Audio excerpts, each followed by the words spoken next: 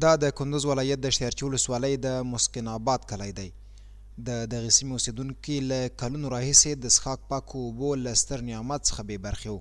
تازه د دغه ولایت د کلیو بیا رغونې او پراختیا ریاست د UNDP دفتر په مالي همکارۍ دغه سیمه کې د پاکو صحي اوبو د یوې شبکې کارونه پیل کړل.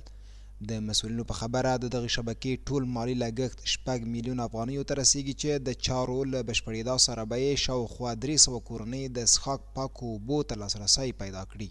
دې شبکې په تکمیدو سره ان شاء الله د دې سیمې 300 کورنۍ د څښاک پاکو اوبو ته لاسرسی پیدا کړي او دا پروژه د تقریبا د 6 میلیون افغانیو په لګښت سره ان شاء الله د 4 میاشتو موده کې بشپړېږي او عملاً د ولس د سیمې ته سپارل کېږي. بلخوا د سیمې اوسېدونکي د دې پروژې پر پلي کېدو خوښ دي او وایي چې له دې وړاندې دوی د پاکو اوبو د نشتون له امله له ګڼو ستونزو سره مخ وو. سابق جواب نداشتیم، چیز نداشتیم، به مرکب آب می آوردیم استفاده میکردیم. تقریبا 270 خانه است. مسکن آباد بالا، مسکن آباد پایان است، 3 مسجد است.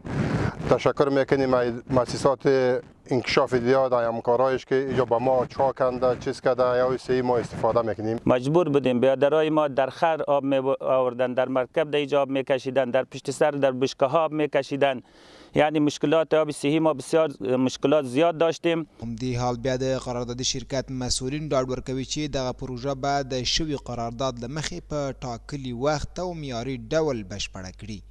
چې تقریبا 40,000 لیټره په گنجایش سره دغه ذخیروي جوړیږي او تقریبا 3,955 متره پایپ سره کاریږي او تقریبا 190 فامیلو ته دغه شیردانونه د دوی رسیږي او دغه پروژه به ان شاء الله په ښه کیفیت سره په 4 میاشتو کې په ستاندرد ډول سره تکمیل شي. د دې پروژې چارې داسمهال د اشتیارچي ولسوالۍ په مسکن آباد کلي کې پیل شوې چې دمګړۍ د کندوز ولایت په مرکز او ولسوالیو کې د اوبو رسونې د ګڼو نورو شبکو کارونه هم په چټکۍ سره روان دي.